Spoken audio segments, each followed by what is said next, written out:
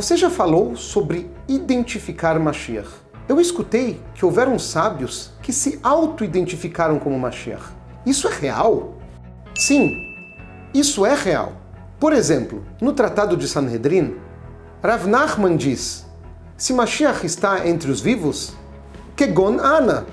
Por exemplo, eu. Um outro exemplo conhecido é aquilo que escreveu o famoso sábio Sfaradi, Orach Chaim HaKadosh. Em um dos seus comentários, quando fala sobre Mashiach, ele diz: Shmo Chaim, seu nome é Chaim, obviamente indicando que ele seria o Mashiach daquela geração. É interessante que houve alguém que não gostou muito dessa auto-identificação e quando ele imprimiu o livro com o comentário do Orach Chaim, ele apagou aquele comentário. O final da história não foi muito feliz para aquele que modificou as palavras do Orach Chaim. E assim, outros sábios, cada um em sua geração, indicaram que naquela geração eles próprios seriam o Mashiach. Uma pergunta que alguns podem ter: não seria estranho um sábio se autodenominar Mashiach? A verdade é que não. Nós estamos acostumados que quando falamos de nós mesmos, existe aqui um ego. A gente está tentando se mostrar. Agora, quando falamos de tzadikim, de justos, a coisa não é assim. Eles têm uma missão. Eles precisam passar aquelas palavras para o povo.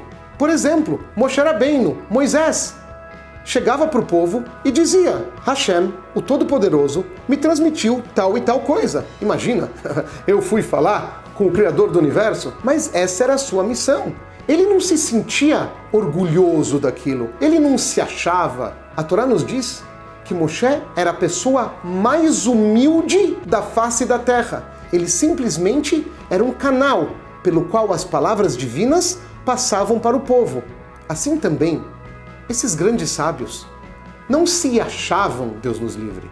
Eles simplesmente estavam transmitindo uma informação importante para o povo. Eles precisavam saber daquilo naquela geração. Imaginem, Mashiach chegando e alguém pergunta para ele: você é realmente Mashiach? Ele vai falar o quê? Não? É óbvio que ele vai falar sim. Ele tem uma missão. Ele não está pensando em si. Ele está pensando em toda a humanidade. Ele tem uma missão. Um exemplo é contado para que a gente entenda um pouco da diferença entre a nossa mentalidade e a mentalidade desses grandes tzadikim, desses justos, pessoas elevadíssimas. Havia um casal de idosos muito pobre. Eles tinham uma vaquinha como fonte de sustento. Tiravam seu leite, vendiam e, durante a semana, não havia muita comida naquela casa. No máximo, um pedaço de pão e um pouco de leite em cada refeição. Mas, como cumpridores da Torá, eles sabiam que o Shabat deve ser honrado. Então eles separavam um pouco do seu dinheiro e compravam um pouquinho de carne, um pouquinho de peixe, um pouquinho de verduras para poder honrar o Shabat com uma comida melhor. Ao final do Shabat, o dono da casa ia até o poço, trazia água e assim eles lavavam os poucos pratos e talheres que usaram. E, em vez de ir no poço pegar uma nova água para servir para a vaca, ele usava aquela mesma água que foi usada para limpar os pratos e levava até o curral. A vaca, quando experimentou aquela água toda suja pela primeira vez, ficou maravilhada. Uau! Água com gosto! Isso é fantástico!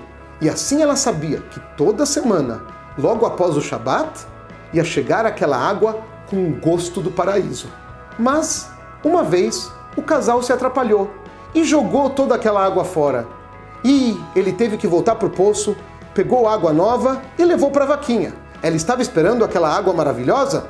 Quando colocou sua boca lá, falou: água normal? Água comum? E começou a pensar: provavelmente meus donos experimentaram aquela água fantástica e a partir de agora nunca mais vão me trazer. Eles vão tomar sozinhos. Qualquer ser humano teria nojo de tomar aquela água, obviamente. Mas na cabeça da vaca, ela só entendia aquilo que se aplica a ela. Ela não consegue olhar para os outros de outra maneira. Para ela, todos pensam como uma vaca. Ela tem certeza que o casal adorou aquela água suja. Assim acontece conosco, obviamente sem comparar ninguém com uma vaca. A nossa mentalidade de pessoas comuns é muito diferente da mentalidade dos tzadikim, dos justos. Os justos olham para esse mundo e têm vontades muito diferentes do que as nossas. Quando um tzadik, quando um justo, afirma alguma coisa, não está falando isso porque se sente orgulhoso ou se acha. Está simplesmente transmitindo algo para o povo que ele acha muito importante, ou está fazendo isso porque essa é a missão que lhe foi dada lá de cima. Que possamos, de imediato, esticar nossa mão e dizer: vejam, Mashiach chegou! Não deixe para depois. Faça uma mitzvah, faça uma boa ação agora e vamos trazer Mashiach já! Você tem perguntas sobre a era messiânica? Sobre Mashiach, sobre a redenção? Mande pra gente!